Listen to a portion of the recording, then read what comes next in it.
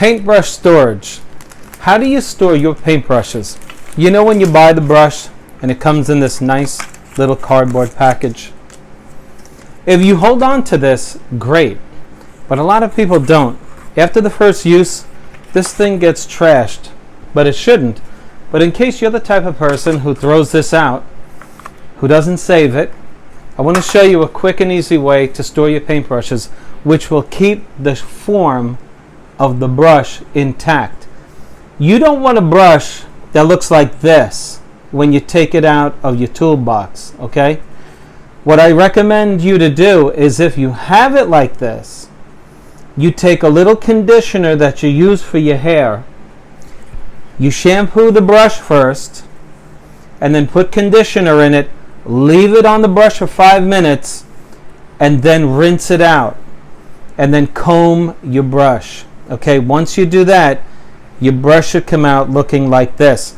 But in order to keep it like this and prevent it from doing this, if you throw out your cardboard box that it comes in, I want you to use this. And what is this? This is brown masking paper. Or you can use newspaper. Doesn't matter. And you're simply going to take an amount that goes from the beginning of the barrel. This part of the brush is called the barrel.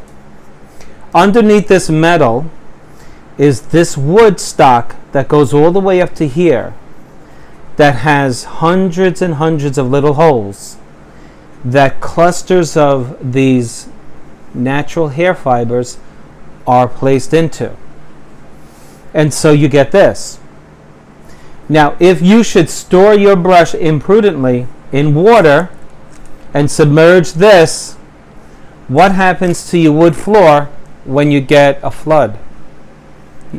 The wood swells and it can no longer hold the fibers of the hair of the brush.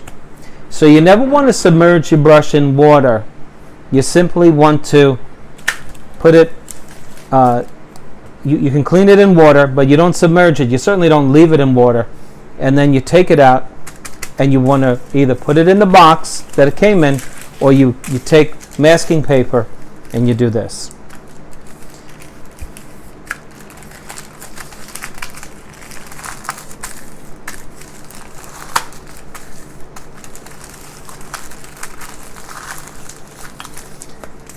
Still, we're not protected. You see that? You want to be able to fold the bristles over and just protect them from wherever you're storing it. Because if you're storing it in an area and the bristles get bent, well, then you wasted all your time. We're not done yet. In order to keep this in place, you just want to put a little piece of tape on each side so that your new protector stays in place. And there you have it. You'll keep this thing for years. This is Spencer Colgan. Click on like, subscribe. See you on the next one.